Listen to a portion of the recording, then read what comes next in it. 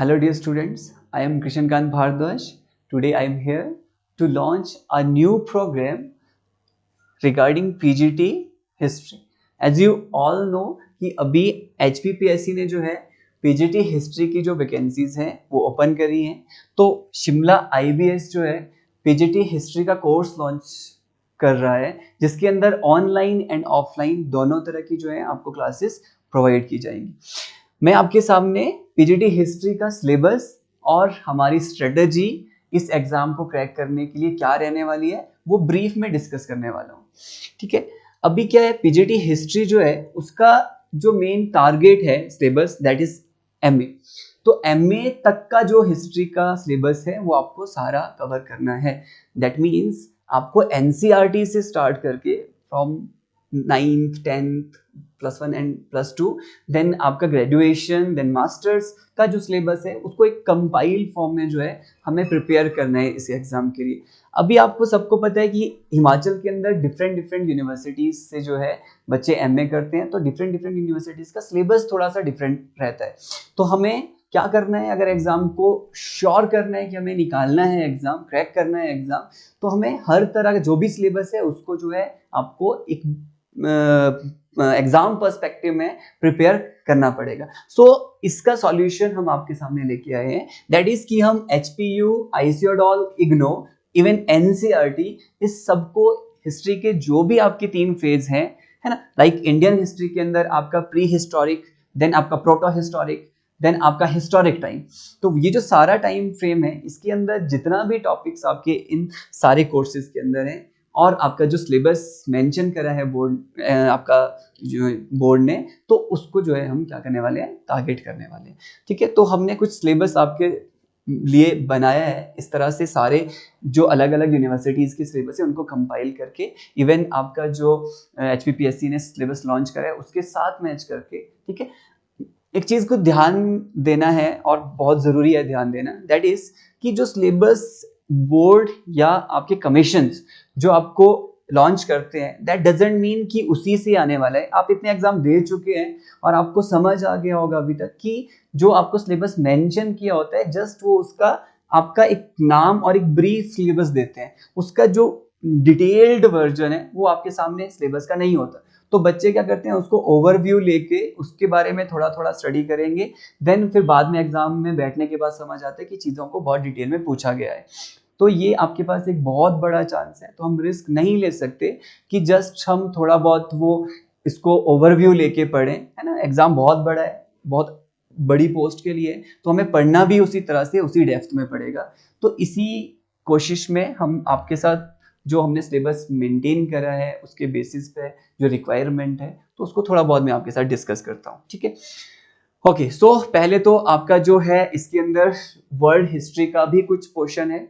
ठीक है, बस एग्जाम अभी तक जो है उसमें वर्ल्ड हिस्ट्री उतना इंपॉर्टेंस नहीं है, क्योंकि वर्ल्ड हिस्ट्री से कुछ बहुत मिनिमल क्वेश्चंस पूछे गए हैं। सो दैट्स वाई कि मैं आपके साथ वर्ल्ड हिस्ट्री का सिलेबस लास्ट में डिस्कस करूंगा। पहले जो है हम इंडियन हिस्ट्री का सिलेबस डिस्कस करते हैं। तो आउट ऑफ 100 जो आपका क्वेश्चन है उसमें से मैक्सिमम अमाउंट जो नंबर में क्वेश्चन पूछे जाएंगे वो इंडियन हिस्ट्री से ही पूछे जाएंगे आपको। ठीक, तो इंडियन हिस्ट्री के अंदर जैसे मैंने आपको बताया कि हिस्ट्री जो है 3 मेजर पार्ट में डिवाइड किया जाता है। ठीक है, आपका प्री हिस्टोरिक, देन आपका प्रोटो हिस्टोरिक, देन आपका हिस्टोरिक टाइम।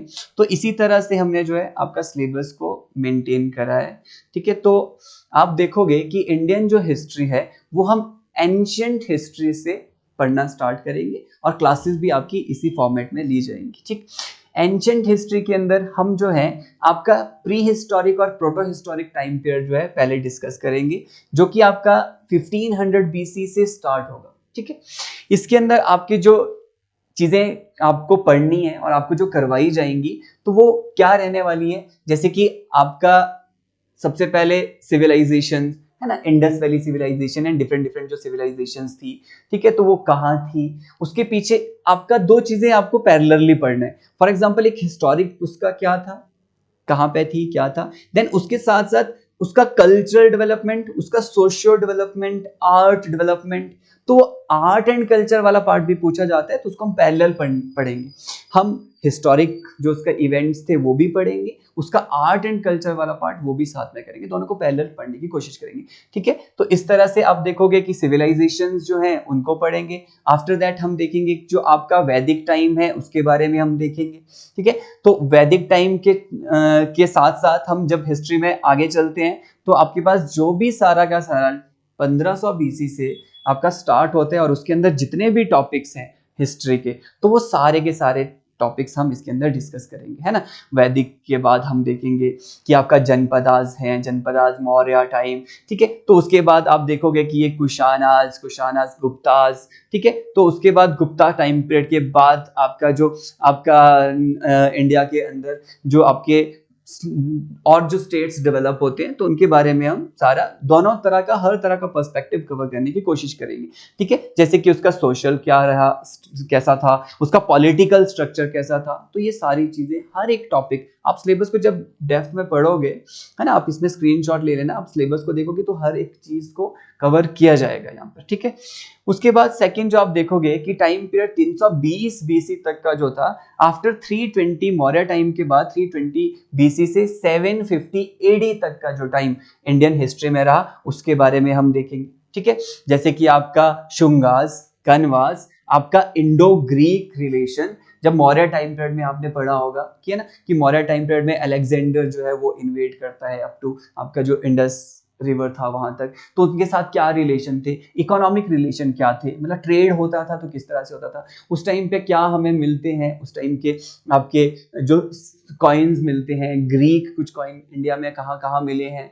तो आपको मतलब क्वेश्चन जो है वो फैक्चुअल पूछा जाता तो हमें फैक्ट्स जो है बहुत डेप्थ में जाके जो है क्लियर करने पड़ेंगे इसके अंदर। ठीक है, ओके, तो सिमिलर हर चीज को, हर एक डायनेसिटी को ऐसे कवर किया जाएगा, कुशानास, गुप्तास, खन आपका। ठीक है, तो आपका राष्ट्रकूटास। ठीक है, तो जो भी है सारे के सारे 750 एडी तक का जो भी एम्पायर्स यहाँ पे रहे हैं तो उनके बारे में हम 320 बीसी से इन डेप्थ जो है वो डिस्कशंस आपको करना जरूरी भी है और हम इसके अंदर करेंगे।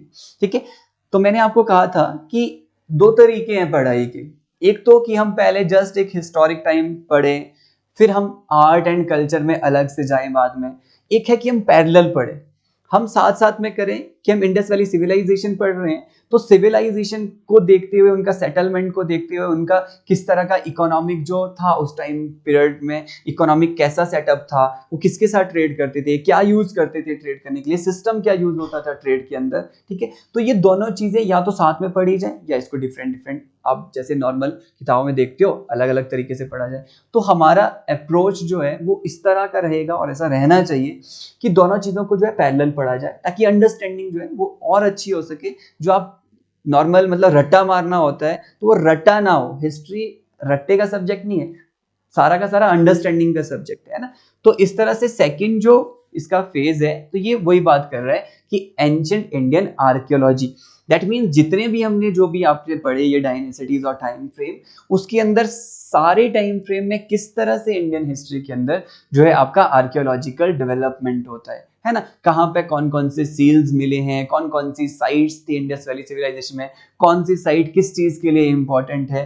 ठीक है, देन हम देखेंगे कि किस तरह की जो आर्कियोलॉजिकल जो डेवलपमेंट होती है, मौर्य टाइम में क्या डेवलपमेंट हुई, गुप्तास टाइम में क्या डेवलपमेंट हुई, गुप्ता टाइम को गोल्डन टाइम क्यों कहा गया, उस टाइम पे एडमिनिस्ट्रेशन किस तरह का था।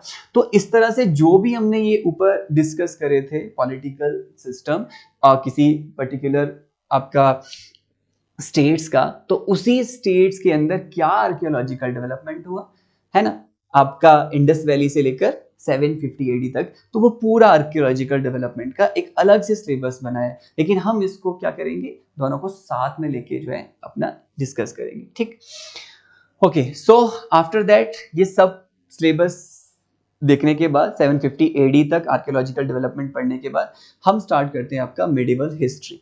तो मिडिवल हिस्ट्री के अंदर हम देखेंगे कि आपका जब यहाँ पे जो आपके अफगान्स, टर्क्स, पर्शियन जो इन्वेजन होना स्टार्ट होता है 8th सेंचुरी ऑफ एडी के बाद, तो उस टाइम पे इंडिया के अंदर किसका जो है एडमिनिस्ट्रेशन था, सेंट्रल पावर जो था है ना, कन्नौज के अंदर, तो वो वहां से दिल्ली कैसे शिफ्ट होता है, दिल्ली के अंदर जो है किस तरह से जो आपके जो इन्वेडर्स होते हैं, है ना, अफगान होते हैं, टर्क्स होते हैं, वो किस तरह से जो है ऑक्यूपाई करते हैं रीजन को, और यहाँ एक नई सल्तनत की शुरुआत होती है 13वीं शताब्दी से, ठीक है। तो वो हम सब देखेंगे अंडर कौन सा टाइम, आपका 1206 के बाद से अप टू 1526। तो मुगल कंट्रोल जब से शुरू हो जाता है, मतलब मुस्लिम रूलर्स का कंट्रोल, नॉट मुगल, तो वो 1206 के बाद दिल्ली सल्तनत से हम शुरू करते हैं। तो यहाँ पे हम देखेंगे कि क्या दिल्ली सल्तनत क्या है। दिल्ली सल्तनत के अंदर डिफरेंट डिफरेंट अलग अलग जो है आपकी डायनेसिटीज थी, है ना, कि तुगलक कौन थे, तो तुगलक के टाइम पीरियड में क्या हुआ, ठीक है, खिलजीज कौन थे, लोधीज कौन थे, तो उन अलग अलग डिफरेंट डिफरेंट डायनेसिटीज का दिल्ली सल्तनत के अंदर वापस वही चीजें पर्सपेक्टिव में पढ़ना है। आपको उनका पॉलिटिकल डेवलपमेंट पढ़ना है, पॉलिटिकल सेटअप पढ़ना है, आपको उसका आर्कियोलॉजिकल डेवलपमेंट पढ़ना है। लाइक आपका सबसे पहले दिल्ली सल्तनत के अंदर जो आर्कियोलॉजिकल डेवलपमेंट, जैसे कुतुब मीनार बनाना शुरू किया था, है ना, तो कुतुबुद्दीन ऐबक जो है, ठीक है, तो उसने स्टार्ट करा। देन इल्तुतमिश का उसके अंदर क्या जो है रोल रहता है। तो इस तरह से हर एक आर्कियोलॉजिकल मॉन्यूमेंट कब बना, किसने बनाया, उसका क्या रोल था, इंपॉर्टेंस क्या था, कौन बनाने वाला था, फैक्चुअल के साथ साथ थोड़ा सा कॉन्सेप्चुअल पढ़ना बहुत जरूरी है। इस एग्जाम के अंदर आप प्रीवियस ईयर क्वेश्चन पेपर उठा के देखोगे तो सिर्फ फैक्चुअल क्वेश्चन नहीं पूछे गए, कुछ कॉन्सेप्चुअल चीजें भी आपको पूछी गई, जिसके लिए एक बेटर अंडरस्टैंडिंग होना बहुत इंपॉर्टेंट है। जस्ट आप पढ़ो और सिर्फ चीजों को याद करना इज नॉट सफिशिएंट, आपको चीजों को समझना भी पड़ेगा, क्यों हो रहा था और किस लिए हो रहा था और कैसे हो रहा था, ठीक है। तो ये सब चीजें आपको पढ़नी पड़ेंगी। तो यही चीजें हम जो है आपके साथ यहाँ पे डिस्कस करेंगे। पॉलिटिकल जो हिस्ट्री है 1206 से 1526 तक, हम देखेंगे कि लोधीज का टाइम और उसके बीच में किस तरह से जो हिंदू राजवंश थे, तो वो राजपूत जो थे, है ना, चौहान जो थे, तो वो किस तरह से जो है आपका इस टाइम पीरियड में कैसे कॉन्फ्लिक्ट के अंदर आते हैं, कैसे धीरे धीरे जो है ये आपका जो दिल्ली सल्तनत है वो अपने आप को एक्सपेंड करना शुरू करती है। देन दिल्ली सल्तनत खत्म क्यों होती है इंडिया से, और इंडिया के ऊपर जो है मुगल सल्तनत का किस तरह से शासन शुरू होता है। देन हम देखते हैं पॉलिटिकल हिस्ट्री ऑफ इंडिया 1526 से 1605। आप एक चीज देख रहे होंगे कि एक भी जो है आपका टाइम फ्रेम स्किप नहीं होगा, आपका प्रॉपर 1500 बीसी से शुरू होगा अगर टाइम, तो वो 1947 इवन 1991 पोस्ट इंडिपेंडेंस हिस्ट्री तक बिल्कुल कॉन्टिन्यूटी में जाएगा। और उसके अंदर जो भी चीजें हो रही है वो हर चीज आपको पढ़ना बहुत जरूरी है, ठीक है। तो चाहे वो इंडियन रूलर्स हो, चाहे वो कोई इन्वेडर्स हो, चाहे वो इस पे यहाँ पे मुगल सल्तनत है, मुगल सल्तनत के साथ बाकी कौन कौन से छोटे छोटे आपकी थी रियासतें, तो वो सब किस तरह से ग्रो कर रही थी, क्या हो रहा था, उनका रिलेशन क्या था, तो वो सब पढ़ेंगे। तो 1526 के बाद आप देखोगे कि यहाँ पे जो है किस तरह से मुगल सल्तनत जो है इंडिया में अपना आती है, एस्टेब्लिश करती है मुगल एम्पायर, ठीक है। तो बाबर, है ना, तो आप देखोगे बाबर के टाइम में क्या हुआ, हुमायूं के टाइम में क्या हुआ, अकबर के टाइम में क्या हुआ, तो ये 1605 अकबर के टाइम तक का हम पूरा डिटेल्ड जो है डिस्कशन करेंगे। इसके अंदर वापस वही सब चीजें, आप पॉलिटिकल सिस्टम देखोगे, आप देखोगे कि किस तरह से बाबर के बाद हुमायूं और अकबर किस तरह से जो है पूरे भारत के अंदर जो है अपना शासन जो है उसको बढ़ाता है। अकबर के कौन कौन सी जो है नीतियां थी, ठीक है, उसके दरबार में नौरत्न, उनका क्या रोल था, ठीक है, उसके टाइम पीरियड में मनसबदारी सिस्टम, तो मतलब आपको इकोनॉमिक सिस्टम देखना है, एग्रीकल्चरल सिस्टम कैसा है, पॉलिटिकल सिस्टम कैसा था, ठीक है, कौन मेजर जो पॉलिटिकल जो सिस्टम के अंदर जो रोल प्ले कर रहे थे वहां पे, ठीक है, तो उन सबके नाम, उन्होंने क्या काम करा, तो वो सारी चीजें इन डिटेल जो है हम यहाँ पे डिस्कस करेंगे। ये सिलेबस है जस्ट, सो मतलब यहाँ पे मैं सिर्फ ये चीज बताने की कोशिश कर रहा हूँ कि कितना जो है आपको सिलेबस है, कितना लेंथ है सिलेबस का, और कितना अमाउंट आपको जो है पढ़ना है, इन्वेस्ट करना है।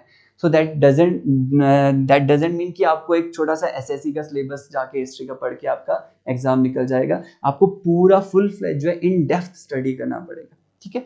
और सिलेबस आपको आराम से मिल जाएगा किसी वेबसाइट पे, आप यहाँ से स्क्रीनशॉट उठा सकते हो, है ना। तो हमने प्रॉपर इन डेप्थ जो है सिलेबस को कंपाइल करा है डिफरेंट डिफरेंट जगह से, और कोई भी टॉपिक आपका जो है नहीं छूटने वाला है इसके अंदर, ठीक। तो यहाँ पे 1526 से 1605 तक हम जो है हर तरह का जो आपका डेवलपमेंट है, तो उसको देखेंगे जो भी मुगल टाइम पीरियड का था, और मुगल टाइम के साथ साथ जो बाकी जो डायनेसिटीज थी, है ना, तो उनका देखेंगे किस तरह से चल रहा था पैरेलल डेवलपमेंट। आफ्टर दैट आप देखोगे 1605 के बाद 1707 तक सेम मुगल टाइम पीरियड है ना, आपका औरंगजेब तक के टाइम का टाइम है। लेकिन इस टाइम पीरियड में हम देखते हैं कि किस तरह से मराठा एम्पायर एमर्ज होना शुरू हो जाता है। इसी टाइम पे हम देखेंगे कि दक्षिण भारत के अंदर किस तरह से विजयनगर एम्पायर जो है पहले डिसइंटीग्रेट हो गया था, तो बहमनी किंगडम, विजयनगर एम्पायर वो कैसे एमर्ज होते हैं। इसी टाइम पे हम देखेंगे बहमनी किंगडम कैसे डिसइंटीग्रेट होता है, दक्कन सल्तनत जो है आपका बनता है, जो दक्कन सल्तनत होता है। तो दक्कन सल्तनत के डिफरेंट 5 स्टेट्स कैसे डिवीजन होते हैं, उनका कॉन्फ्लिक्ट मुगल्स के साथ कैसा होता है ना। तो ये सारी चीजें 1605 से सिर्फ 1707 तक, ये नहीं है कि आपको बस जस्ट ये पढ़ना है कि आप मुगलों का ही पढ़ रहे हो, उसके पर्सपेक्टिव में बाकी जगह जो क्या चल रहा है, तो वो सारी चीजें आपको इन डेप्थ पढ़नी, ठीक है।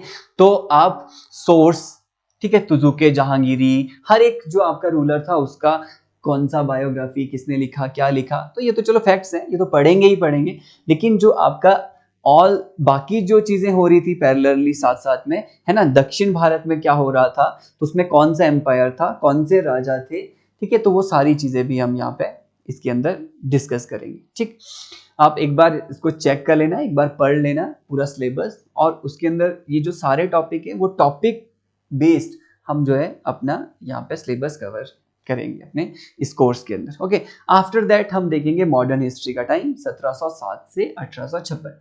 तो मॉडर्न हिस्ट्री के अंदर मुगल एम्पायर का डिसइंटीग्रेशन होना, उसके पीछे के रीजंस, उससे पहले जो है यूरोपियंस उनका आना भारत में, है ना, ट्रेडर्स जो डिफरेंट डिफरेंट यूरोपियंस आए थे, तो यूरोपियन का एक ट्रेडर की तरह आना, और बाद में जो है उनका एक्सपेंशन, तो वो सारा इसी के अंदर हम डिस्कस करेंगे 1707 से 1856।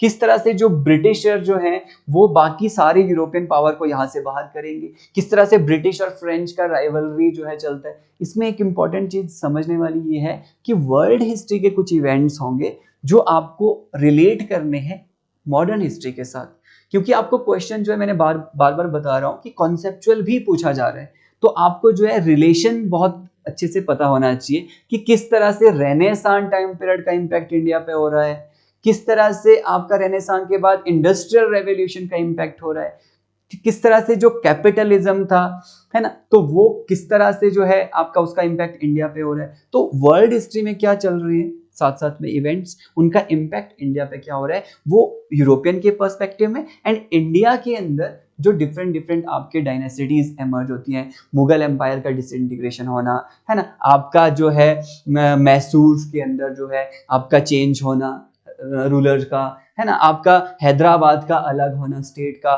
बंगाल का सेपरेट होना, अवध का सेपरेट होना, तो किस तरह से वो मुगल एम्पायर डिसइंटीग्रेट हुआ, कैसे जो है आपके अलग अलग जो है इंडिपेंडेंट स्टेट्स बने, इंडिपेंडेंट स्टेट्स के अंदर किस तरह का जो है पॉलिटिकल और आपका ये एडमिनिस्ट्रेशन चलता है।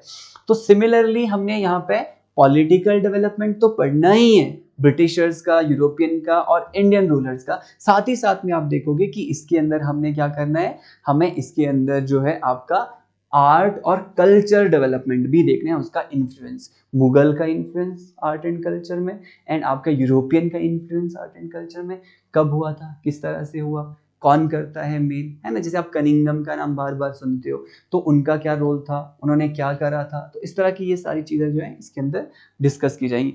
एंड साथ ही साथ में आप देखोगे कि यहाँ पे रिलेशन जो है ब्रिटिश इंडिया जो रिलेशन है उसके नेबर्स के साथ एक टॉपिक है, लाइक नेपाल, बर्मा, अफगानिस्तान, तो इसके अंदर हम वॉर्स पढ़ते हैं सारे, है ना, Anglo Nepal war, Anglo Afghan war, Anglo Burmese war, ठीक है, एंग्लो भूटान वॉर्स, तो वो किस तरह के रिलेशंस थे, क्या हुआ था, क्यों वॉर हुए, उनके पीछे के कारण क्या थे, कब हुए, ये बहुत इजी है, कब हुए, है ना, कौन सी ट्रीटी हुई, लेकिन क्यों हो रहे हैं, उसके पीछे का रीजन क्या है, उसको इन डेप्थ समझना वो इंपॉर्टेंट है, तो वो चीजें हम इसके अंदर डिस्कस करेंगे।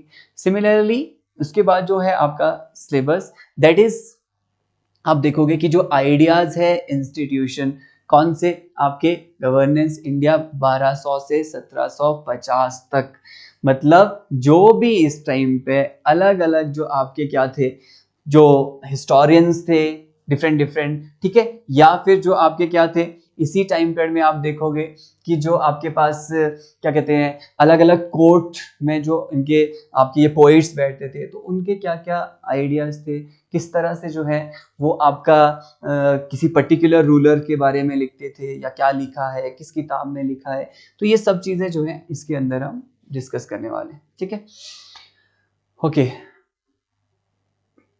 तो सेम सिमिलर पहला टाइम फ्रेम वो आपका था 1765 तक, 1700 तक। आफ्टर दैट 1765 से 1947 तक सेम चीज, इंस्टीट्यूशनल एंड एडमिनिस्ट्रेटिव डेवलपमेंट। किस तरह से जो है ये मेनली 1765 से 1947 तक का जो है ना, ये ब्रिटिश टाइम का एडमिनिस्ट्रेटिव डेवलपमेंट के बारे में पूछता है कि किस तरह से कौन कौन से जो है इंस्टीट्यूशंस बने, किस तरह से डेवलपमेंट हुआ। जैसे हम पढ़ेंगे एक्ट्स बहुत सारे आए, रेगुलेटिंग एक्ट है ना, चार्टर्ड एक्ट, इस तरह के जो आपके इंडियन काउंसिल एक्ट्स। तो ये जो एक्ट्स थे इसके अंदर क्या डेवलपमेंट हुआ, देन इन्होंने कौन कौन से इंस्टीट्यूशंस बनाए, है ना, एडमिनिस्ट्रेटिव पॉलिसीज क्या थी, इकोनॉमिक पॉलिसीज क्या थी, कौन लेके आया था पॉलिसी, उसका इंपैक्ट क्या हुआ था, जमींदारी सिस्टम कौन लाया, रयतवारी कौन ले आया, महलवारी कौन लेके आया, जमींदारी का क्या इंपैक्ट हुआ, क्यों लेके आया था जमींदारी सिस्टम, है ना, रियायतवारी क्यों लेके आए थे। तो ये सारा, और इनके इसके पीछे का एजेंडा क्या था मेन यूरोपियंस का, तो वो सारी चीजें इन डेप्थ जो है इस टॉपिक के अंदर हम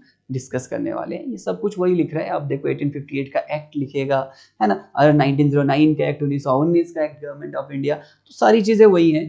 तो ये आप सिलेबस को पढ़ोगे तो जो मैंने आपको एक ब्रीफ इंट्रोडक्शन दिया इसके बारे में, तो ये सारी चीजें हम इस सिलेबस के अंदर जो भी आपको चीजें गिवन है उसको क्या करने वाले हैं, हम आपका कंप्लीट करने वाले हैं। ठीक है, ओके। सो इस तरह से इंडियन ज्योग्राफी, इंडियन हिस्ट्री के अंदर ना एक चीज है, दैट इज आपका पोस्ट इंडिपेंडेंस हिस्ट्री। कुछ थोड़े बहुत क्वेश्चंस पोस्ट इंडिपेंडेंस हिस्ट्री से भी पूछे जाते हैं, और पोस्ट इंडिपेंडेंस हिस्ट्री 1947 से हम 91 तक देखेंगे कि किस तरह से पॉलिटिकल डेवलपमेंट होता है इंडिया के अंदर, है ना, कौन सा प्राइम मिनिस्टर होगा, उसके टाइम में क्या पॉलिसीज रहेंगी, थोड़ा बहुत 5 ईयर प्लान के बारे में देखेंगे कि किस तरह से 5 ईयर प्लान जो है चलते हैं। तो वो सारी चीजें यहाँ पे देखी जाएंगी, कैसे जो है पॉलिटिकल पार्टीज जो है वो आपका डिफरेंट डिफरेंट आइडियाज के साथ आती हैं, डिफरेंट डिफरेंट जो है यहाँ पे आपका इंट्रोड्यूस करती हैं पॉलिसीज को, है ना। तो वो समझेंगे इसके अंदर पोस्ट इंडिपेंडेंस हिस्ट्री के अंदर। और आपका इसी पोस्ट इंडिपेंडेंस हिस्ट्री में थोड़ा बहुत इंडिया का रिलेशन भी देखेंगे हम, कि किस तरह से जो है इंडिया जो है कोल्ड वॉर के दौरान जो है आपका वो नेम एक बनाता है अलग ऑर्गेनाइजेशन। ठीक है, तो ऐसे कुछ रिलेशन समझेंगे, that is not that much important, but इसको भी पढ़ेंगे हम, क्योंकि हमारे लिए 2 क्वेश्चंस भी बहुत इंपॉर्टेंट होंगे। ठीक है, तो वो 90 जो मैं कह रहा था कि 100 में से 90 हमने जो है टारगेट बना के चलना है, तो उसके लिए आपको छोटी छोटी चीज जो है जहां से 2 क्वेश्चंस भी बन रहे उसको भी आपको कवर करने की कोशिश करनी पड़ेगी। ओके, सो दैट्स इट, ये हमारा है आपका मॉडर्न हिस्ट्री का सिलेबस। सिमिलर आपका वर्ल्ड हिस्ट्री जो है वो भी आपको थोड़ा बहुत पूछा जाता है। तो वर्ल्ड हिस्ट्री के अंदर अगर आप देखोगे तो आपके पास सिलेबस जो है वो बात करता है आपका ड्यूरिंग रेनेसां टाइम पीरियड से। सबसे पहले आप देखोगे कि वर्ल्ड हिस्ट्री के अंदर आप ब्रिटिश हिस्ट्री आता है, और ब्रिटिश हिस्ट्री के टाइम पीरियड में आप देखोगे कि आपका किस तरह से यूरोपियन रेनेसां जो टाइम पीरियड आया, यूरोपियन रेनेसां के बाद आप देखोगे कि किस तरह से यूरोप के अंदर नेशन स्टेट्स जो है वो बनने लगते हैं। तो वो नेशन स्टेट्स कौन सी जगह पे पहले बनता है, वहाँ क्या डेवलपमेंट होती है ना। उसी के अंदर हम देखेंगे नेशन स्टेट्स के बाद कि मर्केंटाइल कैपिटलिज्म जो है यूरोप में स्टार्ट होगा। उसी के अंदर जो है आपका इंडस्ट्रियल रेवोल्यूशन जो है वो यूरोप में आएगा। उस इंडस्ट्रियल रेवोल्यूशन का इम्पैक्ट देखेंगे हम, किस तरह से वर्ल्ड पे पड़ता है और यूरोप पे पड़ता है। ठीक है, अलग अलग स्टेट को अलग अलग डिस्कस करेंगे, लाइक फ्रांस के अंदर क्या डेवलपमेंट हुआ था, ब्रिटेन के अंदर क्या हुआ था, है ना, फ्रेंच जो आपका नेपोलियन का टाइम है उसके अंदर फ्रेंच रेवोल्यूशन जो है आपका, अमेरिकन रेवोल्यूशन हम देखेंगे। ठीक है, तो उस तरह से हम देखेंगे कि किस तरह से हिस्ट्री जो है वर्ल्ड हिस्ट्री में आपका चलेगा नेशन स्टेट से नेशनलिज्म की तरफ, और नेशनलिज्म के अंदर हम देखेंगे वर्ल्ड वॉर फर्स्ट कैसे होता है, उसके पीछे के कारण, ट्रीटीज, सिमिलर वर्ल्ड वॉर 2 उसके पीछे के रीजंस, ट्रीटीज क्या होती हैं, और कैसे एक न्यू वर्ड जो है हमारे सामने आता है ना। पूरा वर्ल्ड हिस्ट्री इस तरह से थोड़ा सा कॉम्प्रिहेंसिव मैनर में हम डिस्कस करेंगे, जो भी आपका सिलेबस में मेंशन है हर एक टॉपिक को उसके अंदर डिस्कस किया जाएगा। ओके, सो ये तो रही सिलेबस की बात। तो आपको ये सिलेबस एक बार आप देख लेना, या तो आप वेबसाइट में जाके IBS की इसको डाउनलोड कर लेना, चेक कर लेना, ठीक है, तो हम वहाँ पे अपलोड कर देंगे इसको। ओके, सो नेक्स्ट जो है दैट इज कि क्या हमारा स्ट्रेटेजी रहने वाला है। तो हमारा जो स्ट्रेटेजी रहने वाला है वो कुछ ऐसा होगा कि हम जो है इस पूरे सिलेबस को in depth with in 3 month complete करने की कोशिश करेंगे, और विद इन 3 मंथ हम करेंगे इसको कंप्लीट। उसी 3 महीने के अंदर हम कुछ वीकली और क्वार्टरली जो है कुछ टेस्ट रखेंगे, MCQs जो है आपको वो टेस्ट दिए जाएंगे, ठीक है। उससे हम टॉपिक बेस्ड, जैसे आपका for example pre historic time period आपका कंप्लीट हुआ है ना, तो वैदिक टाइम आपका कंप्लीट होता है, एक एक टॉपिक को कंप्लीट करते हुए उसके ऊपर हम आपको नोट्स के साथ साथ MCQs उसके साथ हम प्रोवाइड करेंगे आपको, एंड टेस्ट हम सेपरेट अलग से आपके MCQs बेस्ड लेंगे, ठीक है। तो इस तरह से हम टॉपिक बेस्ड टेस्ट लेते हुए फिर सेक्शन बेस्ड टेस्ट हम आपका लेंगे, लाइक एंशिएंट हिस्ट्री का अलग, आर्ट एंड कल्चर का अलग, मेडिवल हिस्ट्री का अलग, मॉडर्न हिस्ट्री का अलग, देन हम कलेक्टिव टेस्ट, तो इसके अंदर काफी सारे टेस्ट होने वाले हैं आपके, है ना। और आपको जो है कुछ क्वेश्चंस हम प्रोवाइड करेंगे आपके नोट्स के साथ। तो ये सारा जो है हमारा पूरा प्लान है। तो हमारा टारगेट है कि हम जो है 100 में से 90 मार्क्स जो है उसके ऊपर उसको अचीव करने के लिए हम जो है ट्राई करेंगे, और डेफिनेटली उसको अचीव करेंगे। सो आप कोर्स जो है स्टार्ट होने वाला है 16 नवंबर से, आप जल्दी से एनरोल करें, ठीक है। एनरोल करने के बाद फिर जो आपका कोर्स होगा आपको उसका सिलेबस और उसके रिगार्डिंग स्ट्रेटेजी आपके साथ डिस्कस किया जाएगा। Thank you.